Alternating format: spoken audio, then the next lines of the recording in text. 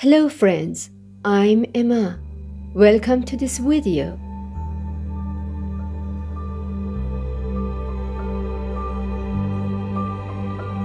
Aaron Green's experience. I was about 6 years old when one day we were playing with about 5 or 6 neighbor kids, including my brother, in the yard of my friend's house. I don't know exactly what happened, but suddenly I had severe shortness of breath. I tried to get away from my friends and go home. I was about 5 or 6 meters away when I felt like I couldn't breathe anymore. But instead of fainting, my consciousness was separated from my body. My soul, or whatever is the corner of my being, left my body. I could see that my body had fallen to the ground, but I was floating there. A few things immediately became clear to me. One is that I existed, but I was not this physical body. I was something different. Also, somehow time was different there.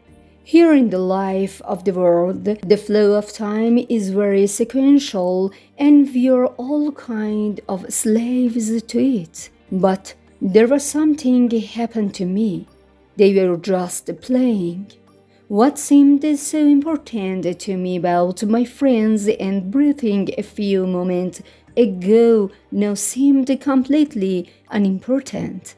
Almost immediately, my life flashed before my eyes. I relived all 6 years of my life.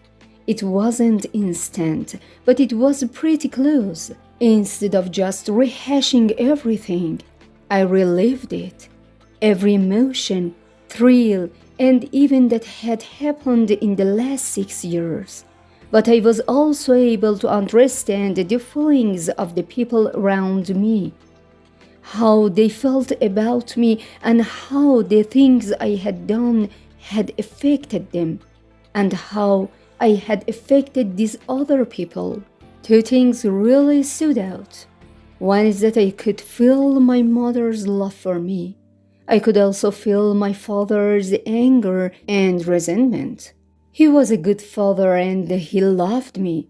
But what made him sad was the difficulties of raising a crying baby and changing diapers and etc.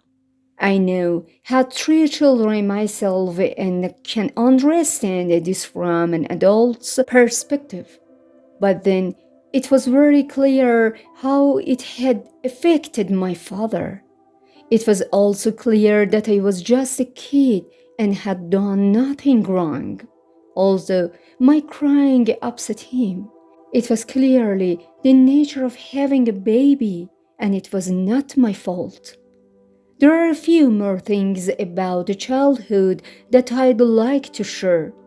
We adults have all somehow forgotten what it's like to be a child, but as I've relived those for 6 years, I've realized a few things about being a kid that I want to say. One is that when we are born again, and we have all forgotten this, the soul tries to blend in and work with this new body. Our soul must learn the limitations of this body. Part of the process, when we were kids, is that we don't know all of the body's capabilities at first. The first 2 years of life involve learning the possibilities and dimensions of the body: hands, fingers, face, and all that. Also, when a baby is born, it has no idea of the size of the earth or the size of the world. This is something that needs to be learned. In childhood, one does not understand that the world is bigger than one's house or that there are other things out there. He doesn't know that there are millions and millions of people in the world.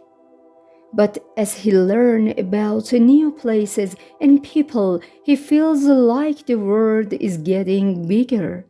This is a feeling that children have, but adults have mostly forgotten this feeling. Young children feel that the world is expanding when they learn about new places or people. When this life renewing experience ended, I was just a spirit floating next to my body. I saw a bright light in the distance that seemed very important, but for a reason I don't know, I ignored it and didn't go towards the bright light. Instead, I was just a ghost wandering aimlessly in my friend's yard. I started asking a question, and every time I asked a question, I was given detailed answers. These answers were perfect explanation of my questions. One of the first questions I had was, what am I? I could see myself from the outside, here on earth. We can't really see ourselves that way. The best we can do is use a mirror. But on a spiritual level, I could see myself. I was like a round orb of light emitting a faint but noticeable light. I had no human form at all. I was just a globe floating there. Then the question came to me, where did it start? I knew that being human was not my being and that I had a previous beginning. A memory came to me, something I had previously experienced as a soul. That whole experience was shown back to me very quickly but in great detail.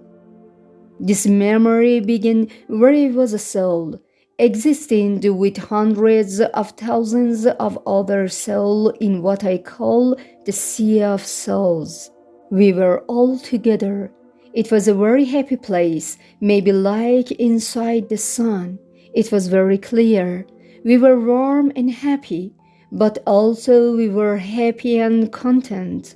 We were basically kind of ignorant because we had no previous experience. We were like little baby souls.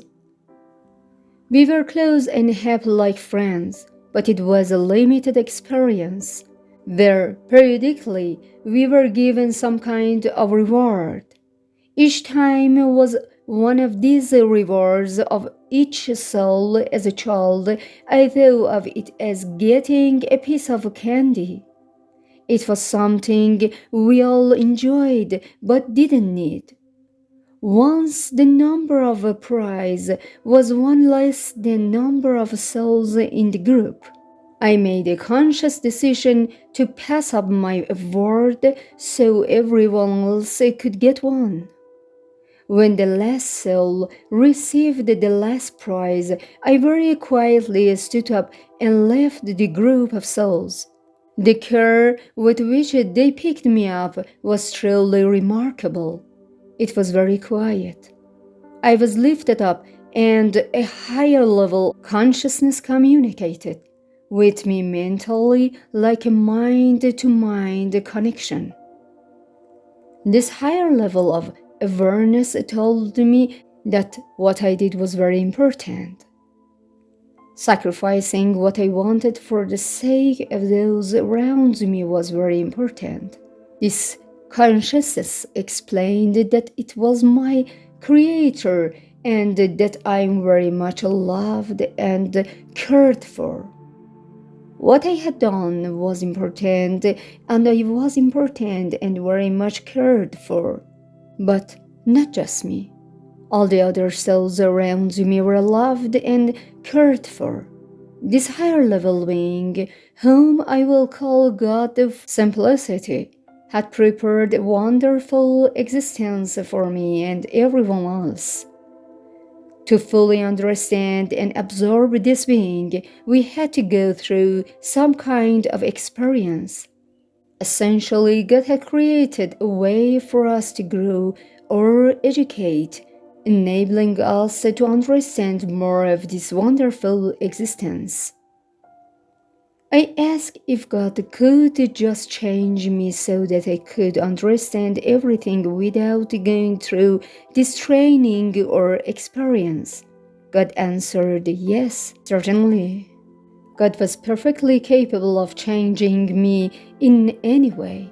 But I and everyone else was created with free will and agency, and that freedom of choice was very important. We were allowed to choose whatever we wanted, and that was a key part of our creation and existence. God didn't want to interfere with this free will. It was very important that we were allowed to make our own choices. In a way, it was very important, and there were many natural consequences of that important characteristic that we all have free will. I agreed. God had prepared this experience for me to allow me to fully understand all that wonderful things He had in store for us. Basically, God was loving, kind, compassionate, and forgiving. All positive qualities. My experience with God is hard to explain, but God is awesome. To fully understand and receive all this, because we are creatures with free will, we must become compassionate, kind, and loving with our free will. We must freely choose those attributes that are like God so that we can fully receive what God has prepared for us. I agreed to go through this experience. God was very sure that it was a good idea and plan. Deciding to go along with what God had planned for me was easy. Before I went on this trip, God asked if I wanted to see God's face. Sure, I said. Suddenly, my attention was drawn to what looked like the sun, where millions upon millions of souls were all together and interacting. Kind of like the trash picture on TV where the dots are moving fast. But these bright dots were nature. Advanced soul who had gone through the experience I was about to go through and had grown a lot. They were very happy, much happier than me. Several of these spirits came forward to welcome me. They knew what I was going through and were excited to join them one day. My joining them would increase their happiness because I would add something to their group. They basically said, "We'll wait here for you until you're ready to join us." God asked if I was sure I wanted to go through with this experience, and I said yes. At that moment, it was as if I was shot to another place or realm at great speed. I was shown what this physical creation looked like from God's perspective. It was like a fractal, a repeating pattern at increasing scales. There were thousands upon thousands of different planets.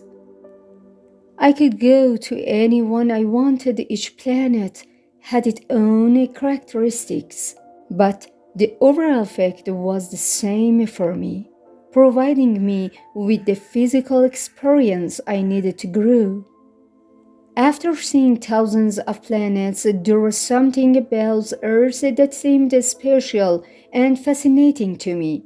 I was absolutely sure that this is where I wanted to go, and it was the right choice for me. With that dim memory, and I returned to floating aimlessly near my body. My next question was, how did I become this person? Why am I living this life as this person?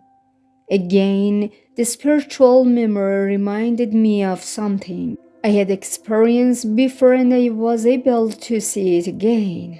I had a couple of guys helping me choose a body. The guys had a body in mind that they thought would fit me. They showed me that I could become this special person, but this person was supposed to be very angry and unhappy with life. I completely rejected the life and I didn't want to be that person. The guys respected and accepted my wishes. I couldn't understand how anyone could choose that life, but I knew another soul was living it and it would benefit them. I was shown parents who were about to have children. I started looking at what kind of children they could have, and I saw that they could have a child with red hair.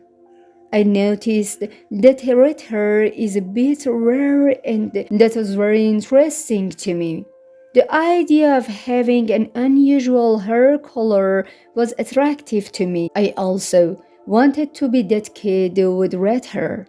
I wanted to be a girl because I felt that women were less prone to violence than men, and I really didn't want to hurt anyone. Becoming a girl with red hair really attracted me. However, I also saw that there was something about that body and my personality that wasn't quite right. Maybe the genes weren't quite a match or something. If I chose to be one of these red-haired girls, I would be socially awkward and unable to find a husband. For me, this was a breaking point. I wanted to get married, so I looked at the red-haired boys. My parents could have had a red-haired son, but there were fewer options and none of them suited me. I also changed my taste to different hair colors. I started looking at brown hair guys, and there were so many options. At first, I wanted to be a very handsome boy, one of the most handsome boys on earth. My parents had the genes for it, but my guides pointed out that in that case, women would treat me differently and I would probably be less resistant to temptations and become less full. I saw the spiritual negative side of it and it was very clear at the time. I realized that wasn't going to work, so I lured my desired attractiveness to what I thought was attractive enough but not overwhelming. I did the same thing with intelligence. I wanted to be the smartest boy on earth. My parents had those genes, and that's what I wanted. But the guides showed me that being so smart would make me very arrogant and resentful of others for not being as smart as me, and possibly an atheist. This was also a breaking point for me. I lured my desired intelligence to what I thought was smart, but not super smart, maybe a little smarter than average, but not Einstein level. I chose traits that worked for me, such as being good at math and science. I am now an electrical engineer, and these abilities have served me well. I wanted to choose futures that could be affected in building a better world. I felt that the futures I chose could help the community. The guides showed me unintended consequences about the body I would have. I would have terrible acne as a teenager. I took a closer look and saw that I would have really bad acne for about 2 years. Although this was not planned, this experience also helped my soul to grow. From a soul's point of view, 2 years seems like nothing. It was a very small price that I agreed to. After choosing a suitable body, the guides drew a plan for my life path. For example, they predicted that in my youth, one of my shoulders would be injured, and in later years my other shoulder would be severely injured. They showed me that there would be treatments on earth to repair the shoulder, and I accepted. Also, my nose will break as a teenager. Before it happened, I had to give my consent in a way. This suffering became my friends in this journey. I witnessed agreement between different spirits about how they would interact on earth. People ask for hardships that would help their souls grow. I have seen some souls plan their lives and ask for experiences that seem very unpleasant on earth, but beneficial from a spiritual perspective. After agreement to everything for my life, the guide asked me to double check and confirm everything. When I did that, everything was ready. I found myself floating next to my body again. I wondered that happens to soul when they leave the earth. I was shown different places where spirits go. The first climate was a very uncomfortable place. It seemed to reflect the nature of those spirits. The spirits who hated each other very ugly and constantly fought with each other. On earth, the beauty of our face is not necessarily related to our inner being, but on the other side, it is not. Instead of hands, we had claws like animals. Meanwhile, one of these spirits decided to stop fighting with the others. Immediately, the luminous beings or angels who were came down and pulled the soul out. They said he no longer belonged there. They said that eventually every soul would leave that place and no one would be stuck there forever. I saw another realm where confused souls stood on a dark surface. Higher level beings who had lived on earth before tried to help them. But these spirits were pessimistic and didn't trust anyone. Eventually, one of them accepted to help, and they found a way for the spirit to progress and ascend. I saw another realm like an ugly city with dark buildings and dirty roads. The spirits there were sad but not miserable. Then I saw a realm similar to Earth, about with more beautiful buildings and happier spirits. Finally, I saw a city of light where everything was shining. The spirits were very happy their some soul had completely merged with God and had completed their experience and were indescribably happy. I saw that souls were at different levels of development. The more their choices stemmed from love and kindness, the happier they were. The spirits who wanted to harm others were very upset. There were many levels between these two levels. When the vision ended, I floating back at the side of my body. I remembered that when I was done with this life, I could go back to the city of light and be with my friends. This knowledge made me very happy. I thought about this experience every day for about 6 months and tried to make sense of it. After 6 months, my guides contacted me and said they wanted to keep this memory from me because it was interfering with my life. Otherwise, I would never believe, they said, because I had seen and known everything. They assured me that one day I would regain this memory and agreed. They hid the memory from me and I never thought about it again. Years passed and I grew up. I broke my nose in a fight in middle school, and I didn't know I had agreed to it. When I was a teenager, I lost my shoulder, met my wife, got married, and had 3 children about 10 or 12 years ago. My other shoulder also dislocated and required surgery. It was hard, but I didn't know I had agreed to it before I was born. About 10 years ago, I read an article in Newsweek magazine about Dr. Evan Alexander, a neurosurgeon who had a near-death experience. He was brain dead during his experience and was monitored by machines, but had a clear near-death experience. He explained that this couldn't have happened in his brain, so it must have been outside of it.